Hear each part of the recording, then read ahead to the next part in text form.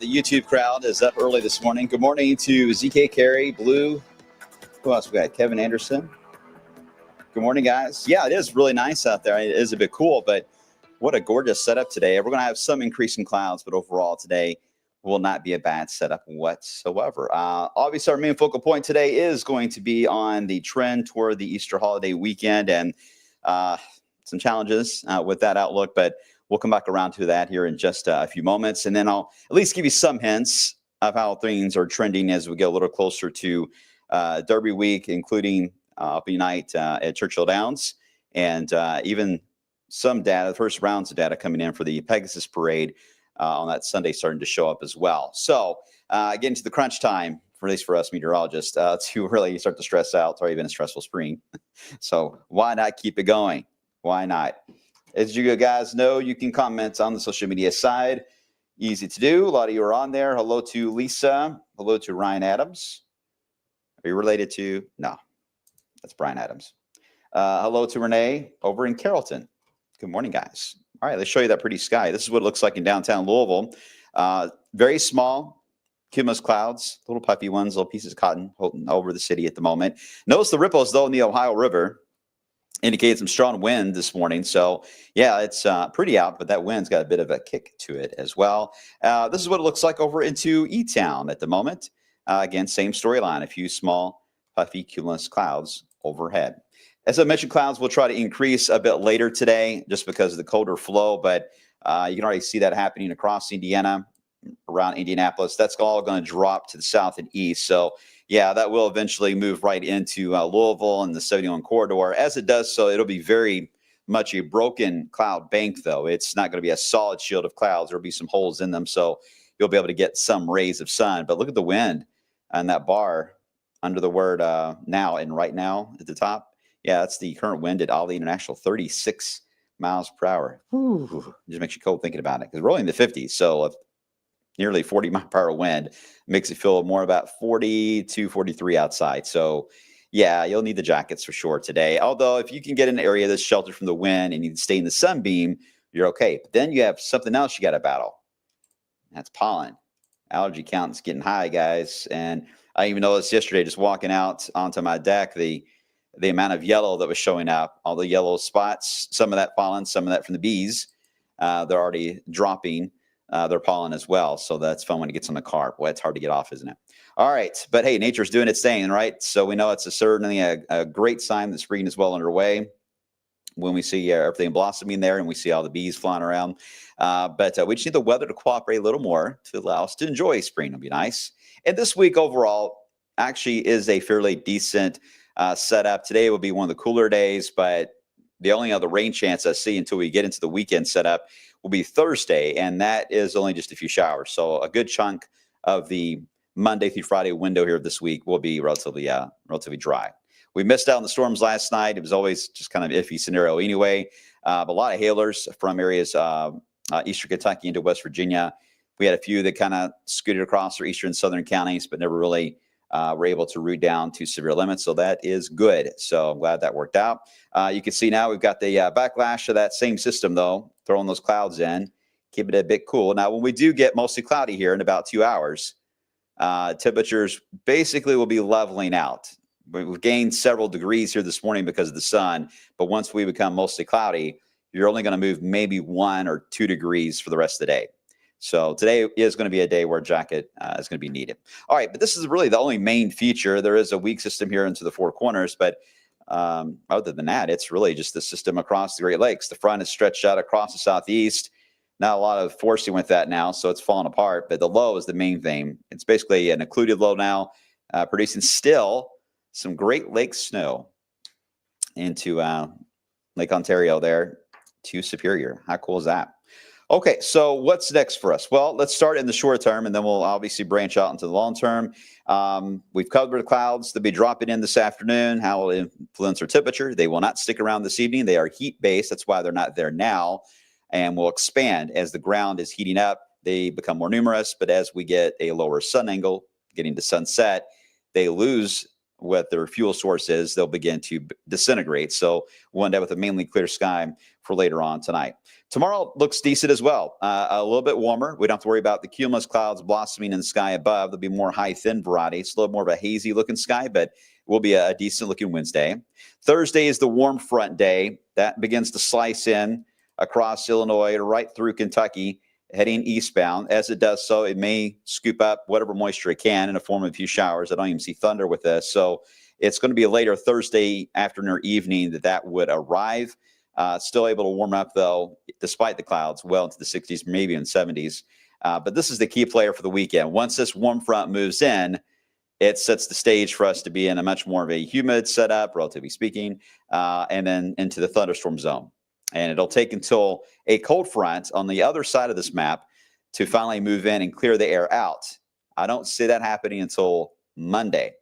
So once this warm front moves by, we enter the storm zone at the end of the week, all the holiday weekend into Monday, and then we're out of it. So that's about a 4-day block here that we have to be on guard for showers and thunderstorms that could influence our weather. And it will come with warm air. So when it's not raining, it is going to be decently warm outside. So there is a plus to this. It's not going to rain the entire time.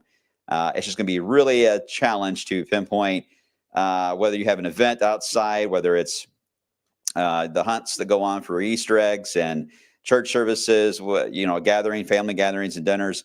That's going to be a little more of a challenge because you may be thinking, we were thinking about doing Easter dinner outside, like a picnic style. Maybe tough this year, as you're about to see coming up here in just a few moments. All right, but that gets us through at least Friday morning of the warm front arrival. If you're good, type 3 times 2 plus 1. 3 times 2 plus 1, if you're all good on getting all the way through the morning. Someone's saying no sound again. Where am I getting this no sound from?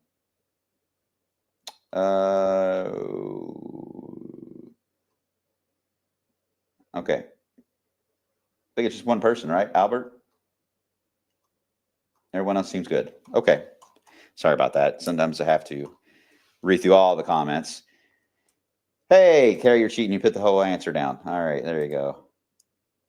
Twana. Are you sure, Twana? Are you sure? All right. I had to relaunch the app. Thank you, Albert. Appreciate that. Yeah, sometimes those things glitch. You got to redo that. All right. Everyone's on board for that. So now it's time for one of my favorite segments.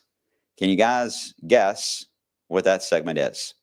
Because I need to now work on how to explain how we get into the weekend, because it is a bit complex. There's a lot of moving parts to how this will evolve into, especially Saturday through the Monday window in particular, that again is going to influence our thunderstorm chances. So let's get to it. We'll start with the arrival of a low pressure in the plains and a front that'll be stretched out all across the nation's heartland. Now, this is going to be one of the bigger headlines nationally as we evolve into Friday with severe weather breaking out all along that boundary into the Midwest. So that's number one. That should leave us alone. I think overall Friday will be a really windy but warm day, easily into the 80s on Friday. At the moment, because the front is so far back, I don't see much of a rain chance. So I would plan your outdoor gardening and stuff you want to take care of outside, clean up the patio, whatever the case is. Friday's a good day. Just remember, it will be windy. So I wouldn't do any type of fire pit burning or anything like that. I think the winds are too strong for anything in that setup. But I do think the thunderstorms will hold off to the west. But that's your severe risk on Friday. We'll be right ahead of that boundary. Now, once we get into Saturday, that boundary will begin to tilt. It'll be roughly right across, of course, the Ohio River Valley. As that happens, showers and thunderstorms will track along it like a train track there. And that will keep us relatively stormy and rainy. Won't rain the entire time on Saturday. They will be in waves. How these are all spaced out that pass through these little ripples, we don't know yet. Way too early to know. We just know that the track is going to be here. We then have to figure out how many locomotives are going to come along that track, and that's going to take a few more days. But we at least know this will be the storm zone on Saturday.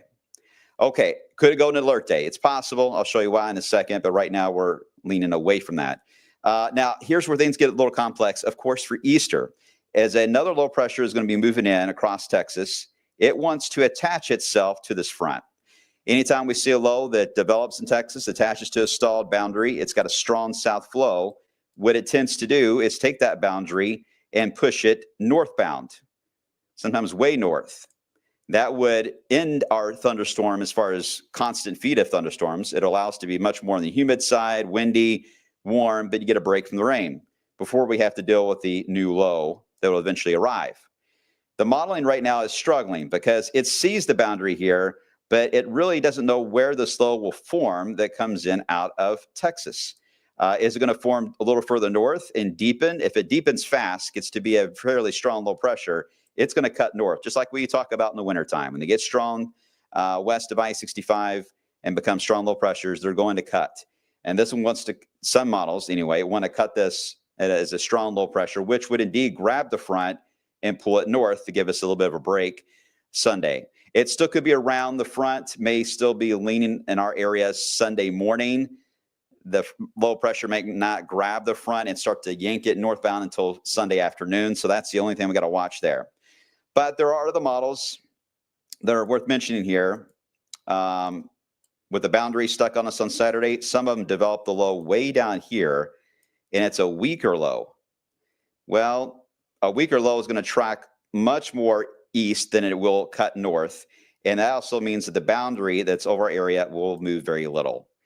That's not what you want to see. That would lean to a stormy setup all weekend, including Easter, and perhaps even into Monday as well.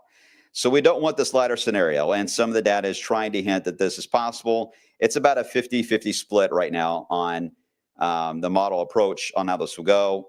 We need more data for meteorologists to determine which way we want to go with this. This is too far out. So all we have is the data that we're looking at, and we're kind of just splitting hairs on what typically happens, most likely happen. And right now, my gut feeling on this, anytime I've seen a front in a low pressure that forms anywhere around Oklahoma, if it can get to a fairly decent rapiding pace, if it can really get strong, not too strong, but strong enough, they do tend to grab the fronts and pull them north. So we'll be optimistic that there will at least be a break in the action at some point for Easter. Hopefully, the earlier the better. It will move north, and we'll be able to salvage a good chunk of Easter itself with a warm, but mainly dry setup after morning rain will take place. But our worry is that this low is going to be weaker and more to the south. That's still possible. And if that's the case, then the weekend could end up being much more of a washout.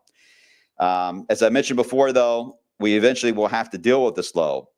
And depending on where it's at, if it's down to the south, we'll just be grazed by the northern side of it as it moves across Kentucky. However, if the low does indeed cut north, we will then end up with a much more mature cyclone, which will lean to a line of thunderstorms along a cold front. That would be Monday. Some of those could be strong to severe. So that will need to be watched carefully. Let me show you where the Euro is on this whole ball game. Here is the front Saturday morning, just after midnight, actually. Here it is draped. It's got showers and thunderstorms along it. Pretty much in a weakening phase, though, from a very, very busy Saturday or Friday that the front will have. We get into Saturday daytime. There's the front right over us, stalled. Saturday, again, does look to be a washout at this point. I think there's going to be a lot of waves tracking on this on Saturday. You may get a few breaks or it'll ease back a bit, but yeah, Saturday is not going to be a fun day weather-wise. Once we get into Easter, here's where things start to change. Here comes the low. This is the low developing. It's got it over, say, Amarillo, Texas, starting to develop as we get into Saturday night. It grabs the front. You already see it's pulling on it. So at that point, here's the front. It begins a little bit of a tilt. Here's the low, now centered here into the heart of Kansas. Advance a little more. Keeps going north. So it did eventually pull the entire warm front, which is faced like this now, almost north and south. And here is the low pressure cutting rapidly into the Great Lakes. And here's your cold front that is arriving on Monday with potentially storms in our area. And that will be the last gasp out of this system. As it pushes off to the east, we will then have to deal with perhaps another system that'll roll in about the middle of next week. And I told you I would talk briefly about the long term. Yes. Well, I do think we may start the next weekend heading into the opening night, Churchill Downs, quiet opening night, and that Sunday, the Pegasus Parade Day. The rain, at least the outlook on the numbers we're looking at, the rain odds start going up again. So I'm hoping that doesn't carry all the way through Derby week. But yeah, it does look wet right now in the extended. We'll worry about that later on. As far as your severe potential, let me show you this full screen. This is looking from all the different ones. Here are the SIPS analogs. Here is the CSU learning module, and here's SBC. This is Friday's outlook. All right, it's got the severe risk overall to our north and west along the front. Here is Saturday's outlook. SIPS keeps it way down to the south, closer where the new low is developing. CSU has a signal over us, but it's a weak signal. But Storm Prediction Center decided to go ahead and throw us in a slight risk for Saturday. At the moment, based on the idea of the front being east-west and a training setup of thunderstorms, I'm not quite sold yet on severe, but it's early, so that's the reason why I think we'll hold off for a bit on an alert day setup.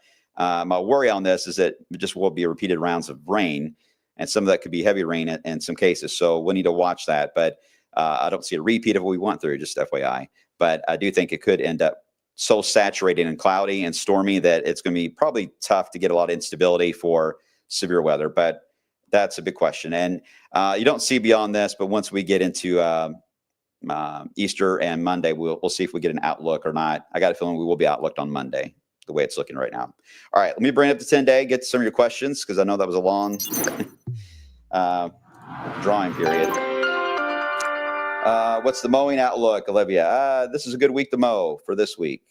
The next chance of rain that may ruin that would be Thursday, but that's only spotty showers. Otherwise, it would be the Saturday rain would be the more widespread setup. ZK, any flooding? We don't know yet, but right now, I mean, it looks like a decent amount of rain and thunderstorms, but I wouldn't say flooding setup right now. This is the good thing. This is what's wild about our area. You can go through a massive historic flood, and then you get a week break, and it does wonders on resetting things to where you don't immediately run into a flash flood scenario right away. Now, I would say our threshold right now, last I look, is about 1 3/4 inches, something like that is what we can handle in about a 2 to 3 hour window. Anything that exceeds that would put us back in flash flooding. Right now, from what I'm seeing, I don't see anything that would get to that rate for this weekend, but it wouldn't show up anyway. So it's not shocking. It may come back into play because thunderstorms are what generate that rate. And if we don't know where the thunderstorms are going to be, we don't know where the heavy rain will be entirely. So hang tight on that. I promise you we're watching, because I know everyone's really upset, or at least upset, but on edge of, another flooding scenario or even severe weather. So I understand that. So we're working on it. Hey, Joel, I'm expecting to hear a Bob Ross line, and now we're going to draw a happy cloud. I need to work on that. Hey, Todd, how you doing? Is the month of May looking like it's going to be trending positive in terms of severe weather? There are 2 dates. I'll go ahead and tell you. I try to look ahead when I can. You guys know that. The 2 dates in my head right now that stand up for severe weather, May 17th and May 26th. Those are the 2 dates in my head right now that I've been eyeing for severe weather potential. Don't hold me to it.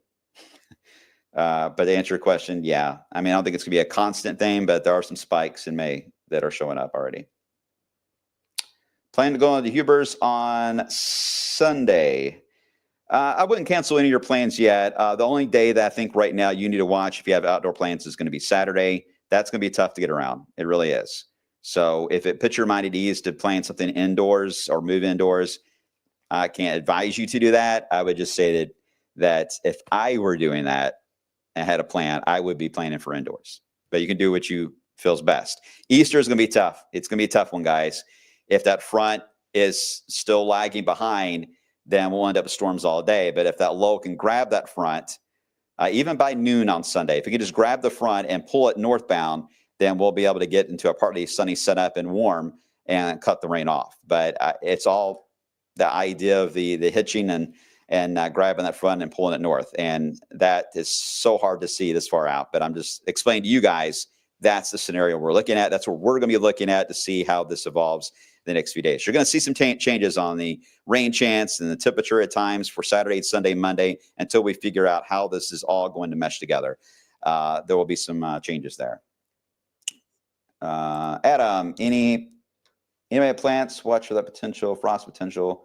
For the last time. Yeah, I don't know if I have a lot of widespread frost, certainly for the city, but you're right. In outlying areas, it could get down to about 36, which is about the frost limit. So hopefully you haven't planned your annuals yet, but if you had, it's okay. Just make sure to cover them up and protect them. Because once we get past tonight, I don't see anything to this level of getting cold again. Perhaps for the rest of the season. All right, moving right along. All right, I got to run, guys, but hopefully that helps. And giving you a least set for the upcoming holiday weekend, and we'll just adjust this as each day goes by. All right, take care. I'll see you guys coming up on the flip side.